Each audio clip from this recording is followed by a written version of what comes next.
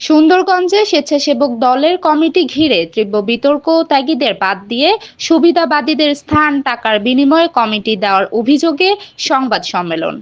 জয়ন্ত সাহা, যতন, সুন্দরগঞ্জ।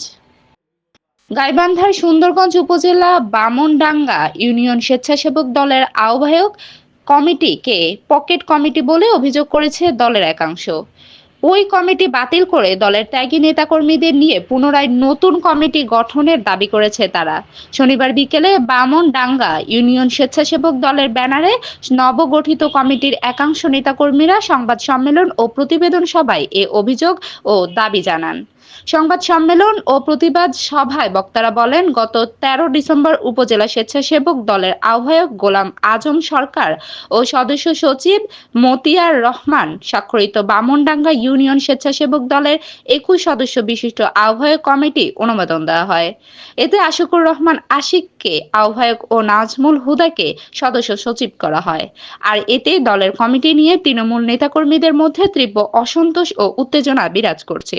দীর্ঘদিন ধরে আন্দোলন সংগ্রামে সক্রিয় থেকে মামলা হামলার শিকার হওয়া ত্যাগী নেতাকর্মীদের বাদ দিয়ে ভিন্ন রাজনৈতিক দল থেকে আসা ব্যক্তিদের গুরুত্বপূর্ণ পদে বসানো হয়েছে। এমন অভিযোগ তুলে নেতাকর্মীরা অবিলম্বে কমিটি বাতিলের দাবি জানিয়েছেন।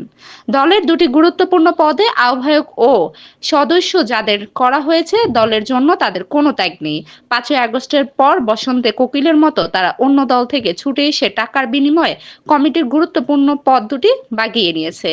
তৃণমূল নেতাকর্মীদের দাবি, কমিটিতে জাতীয় পার্টির সাবেক কর্মী নাজমুল হুদাকে সদস্য সচিব এবং আওয়ামী লীগ ঘনিষ্ঠ হিসেবে পরিচিত আশিকুর রহমান আশিককে আহ্বায়ক করা হয়েছে। এরা বিভিন্ন প্রমাণ, স্বরচিত্র, ছবি ইতিমধ্যে সামাজিক যোগাযোগ মাধ্যমে ঘোরপাক খাচ্ছে। এতে করে ফ্যাসিবাদী শক্তিকে পূর্ণ বাস্তবায়ন করা হচ্ছে বলে মনে করেন তারা। আর এর ফলে দলীয় ঐক্য ও শৃঙ্খলা বিঘ্নিত হওয়ার আশঙ্কা রয়েছে। তাই এই কমিটি দ্রুত বাতিল করে ত্যাগীদের মূল্যায়ন করে নতুন কমিটির দাবি জানিয়েছেন তৃণমূল নেতাকর্মীরা। ইউনিয়ন নেতৃবৃন্দের নির্দেশে অনেক ত্যাগী নেতাকর্মী ত্যাগ স্বীকার করেছে, বিভিন্ন আন্দোলন সংগ্রামে গিয়েছে, শারীরিকভাবে, মানসিকভাবে, অর্থনৈতিকভাবে মামলা হামলা খেয়ে তারা জর্জরিত।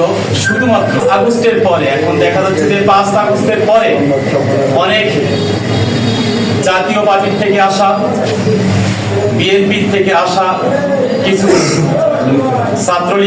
ছাত্রলীগ থেকে আসা কিছু ছেলেপেলে নেতাদের কাছে শরণাপন্ন হন এবং টাকার বিনিময়ে। আগে আমরা একটি দায়িত্ব পেলাম, স্বেচ্ছাসেবক দলের একটা আহ্বায়ক কমিটি এই বামনডাঙ্গা ইউনিয়নে দেওয়া হয়েছে, যেটি আসলে একটি পরিকল্পিত এবং রাজনীতিটাকে নষ্ট করে দেওয়ার মতো একটি অবস্থান তারা তৈরি করে দিয়েছে। বামনডাঙ্গা শুধু নয়, আজ বামনডাঙ্গা ইউনিয়ন স্বেচ্ছাসেবক দলের যে কমিটি নিয়ে বাণিজ্য এবং অনিয়ম উঠেছে তারই প্রতিবাদ সভায় উপস্থিত রয়েছে। কখনো আমরা ছেড়ে পিছু পাবো না, প্রিয় ভাইরা আমার।